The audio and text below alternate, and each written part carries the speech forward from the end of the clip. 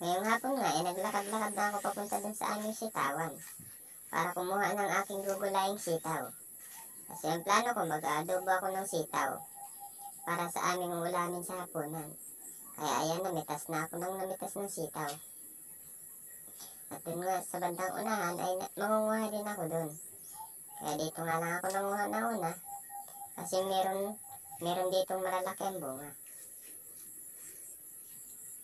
Dahil nga sa bahay kubo, maalwan ang gulayin kasi nasa paligid lang ang gulayin. Bahay kubo, kahit munti, ang halaman doon ay sari-sari, sibuyas, kamatis. Mali pa yata yung aking kanta. Sigarilyas at mani, sitaw, bataw, patani, undol, patula, popo at kalabasa, at saka meron pa labanos, mustasa. At ang tanim nga namin dito sa aming kapaligiran ay meron kaming tanim na okra, patani, patula, sitaw, mais, sili, papaya, balinghoy, kamote, pichay,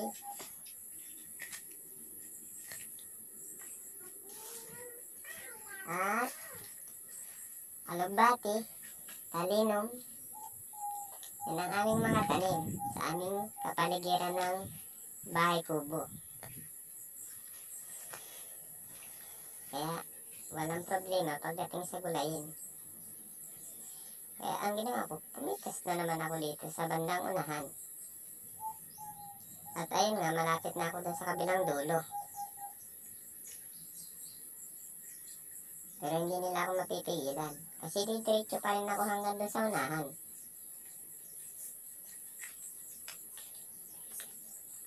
Nangunguha pa rin nga ako dito.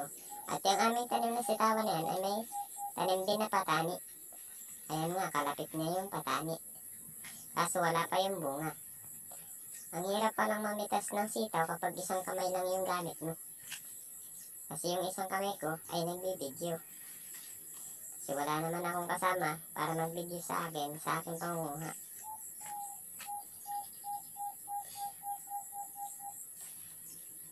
At ayun nga, nahirapan lang ako dyan sa pagkuha ng sitaw kaya natagalan ako sa pangunguha.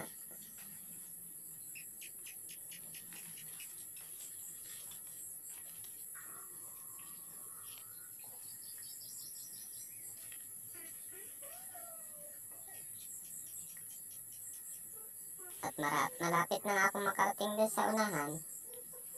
Pero ang gagawin ko dyan ay babalik na ulit ako. Kasi mukhang okay naman na yung aking mga nakuhang sitaw. Mukhang sakto na yung gulayin.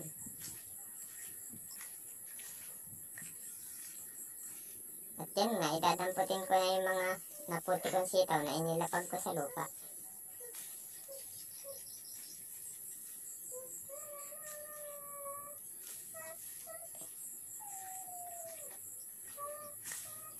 At ito na nga yung aking mga nakuha. Kung bibili natin ito sa palengke, siguro mga worth of 20 pesos. Kasi mahal ngayon ng gulayin.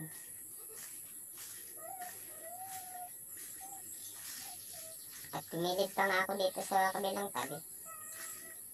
At ayan na nga yung aming mga tanim na okra. At pagkatapos ko nga manguha, ay niready ko na yung planggana na may tubig na paglalagyan ng aking pinutol-putol na sitaw. At naputol-putol ko na nga yung mga sitaw na aking kinuha. At niready ko na rin yung mga rekado. Pagkatapos ko ma-ready ang rekado, ay sinigang ko na nga yung kawali na aking gagamitin. At nilagay ko na yung langis. Mga ilang sandali pa nga lang, ay nilagay ko na yung sibuyas at bawang. At akin nga itong hahalo-haloin. Mga ilang sandali pa mainit na yung mantika. Kasi nilagay ko yung sibuyas at bawang ay hindi pa masyadong mainit. At yan na, naluhalo ko na yung sibuyas at bawang para mabilis ma-toasted. Pagkatapos na ma-toasted ay nilagay ko na yung sitaw. At sa lakas nga ng talansik ng mantika ay inaabot pa ako sa kanan. Ayan na ako, inilagay ko na ng inilagay yung sitaw na aking mga pinutol.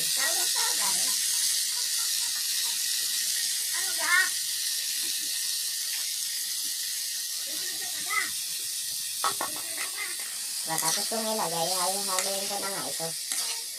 At yung mga nasa ilalim ay naluluto na.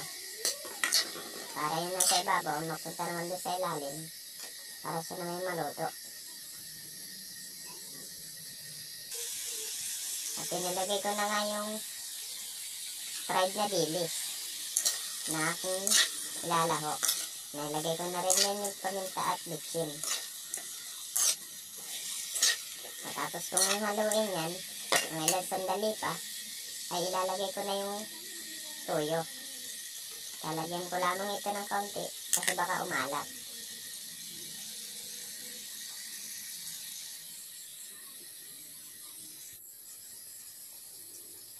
At ilalagay ko na nga yung toyo. Kaunti lamang ang aking ilalagay, baka umalat ito. Mga ilang sandali pa, nilagay ko nga yung tubig. Kasi natutuyo na yung nilagay ko na toyo. At ayan na nga, luto ng aking ginisang inadobong sitaw. Ginisa at inadobo pa. At isiningit ko pa nga yung aking pamangkin. At ayan na, ready